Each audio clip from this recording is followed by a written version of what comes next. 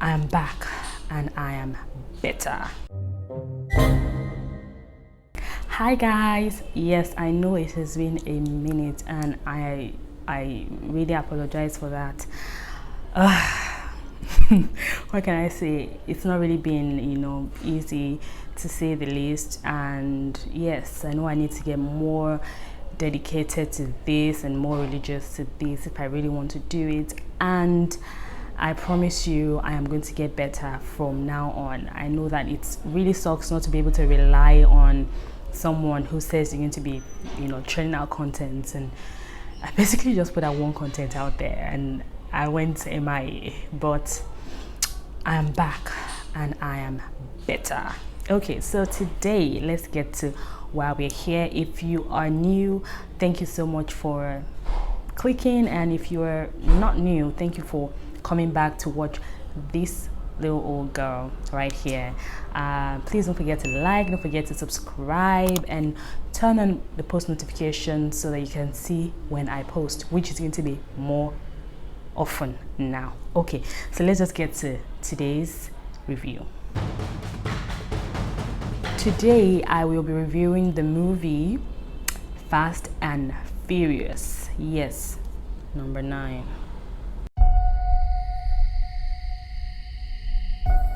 I used to live my life a quarter mile at a time.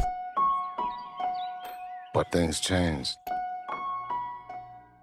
Okay, so Fast and Furious, we have had 1, 2, 3, 4, 5, 6, 7, 8, 9.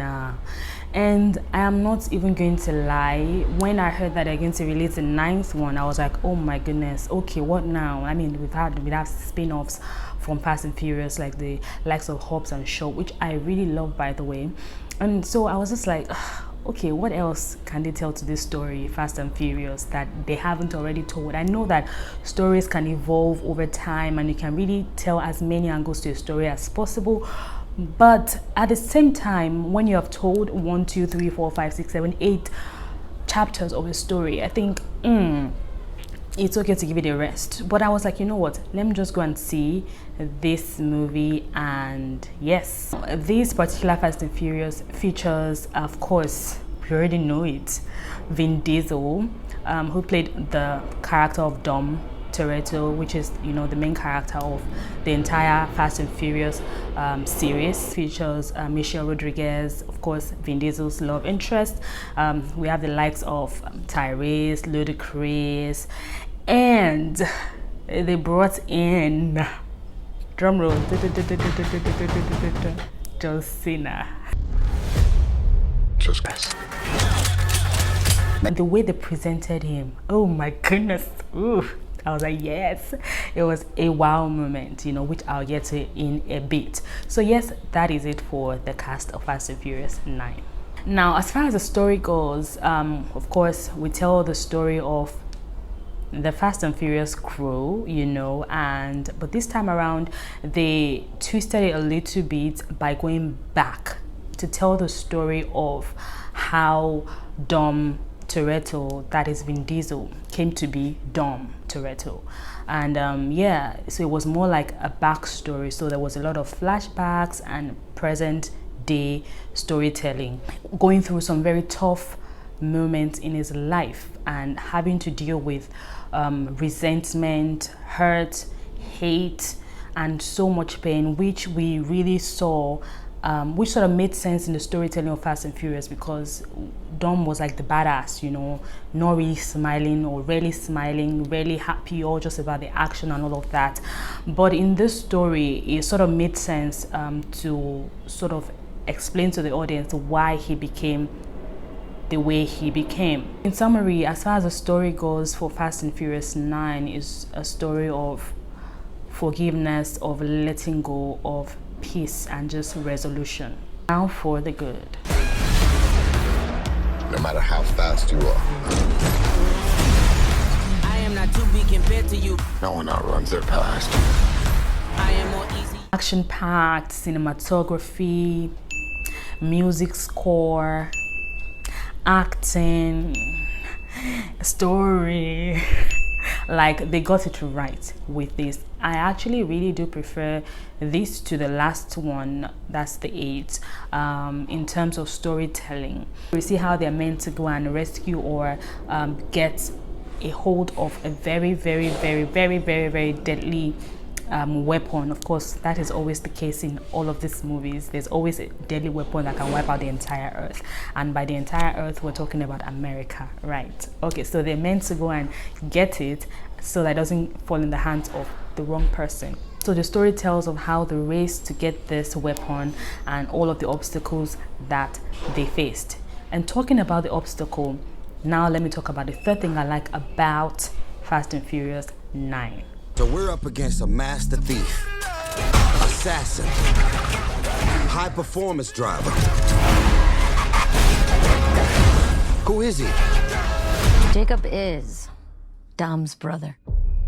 Now, it wasn't just because John Cena was John Cena and it was nice to see him in this action-packed movie. It was the fact that John Cena actually happened to be Dom's brother, and he was revealed to us without us even knowing who he was. And eventually, when they told us, when they introduced him to us as his brother, we're like, oh, I see.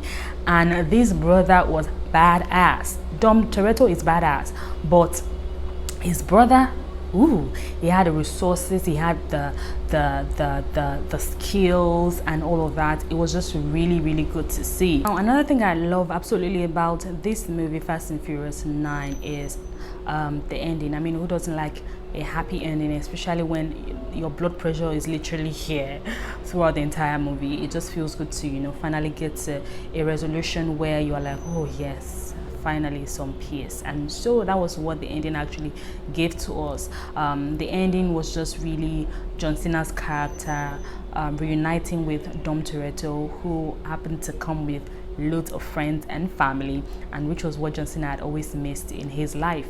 Now for the bad. Remember earlier on when I talked about the fact that it was action-packed and Fast and Furious is known to deliver all of the time, even though they do it a tad bit too much. Now, I know that you guys probably already know what I'm about to say. These action sequences were unbelievable, and I don't mean that in a good way. Unbelievable in a, oh my goodness, you guys, come on. Like, I could not count how many times in the cinema, like, everyone was like, oh my god. Like, the film trick was too much. Like, it was so over the top. There were so many unrealistic scenes. Of course, a lot of the stunts that they pull have been known to be unrealistic, but this one, like so many of these parts, were so unrealistic. There was a part where John Cena's character was trying to escape, and he literally raised his car off a cliff. He calculated at the point that he raised his car off a cliff, and he was able to escape in an aircraft.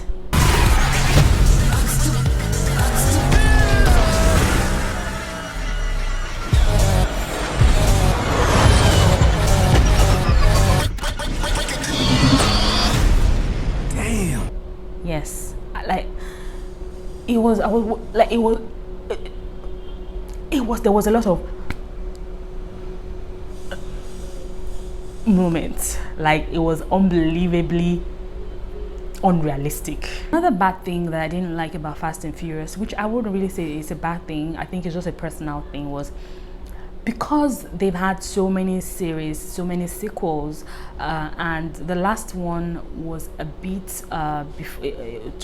this one took a bit longer to come out after the last one. There was a lot of moments of, okay, who is this person? Okay, who is that person? Okay, I can't remember what this character played. They brought in a particular character that was in the past sequels, but I had to like rack my brain to remember him, which sort of was just a major distraction for me. But that's personal. Like I said, I mean, for people that are like avid followers of Fast and Furious, you probably won't have an issue remembering who the person is in the first place. So yeah, I would say that that's another bad thing for me. I would rate the movie at 7/10. The story was really good. I enjoyed the story. Cinematography was of course amazing. I wasn't expecting anything short of amazing. Stunt wise and action wise, it was good, but it was a bit too much. I mean, if you think that Fast and Furious is known for over the top action sequence, watch this one and let's talk. That's it, guys. Thank you so much for watching this review. Let me know if you're going to see this movie. If you've seen it, what do you think? What was your favorite part of it? What didn't you like about the movie? Did you agree with anything I said or everything I said? Let me know in the comment section, and don't forget to like, don't forget to subscribe, guys, please, so that I'm encouraged to continue doing this. And I'll see you in my next video. Bye.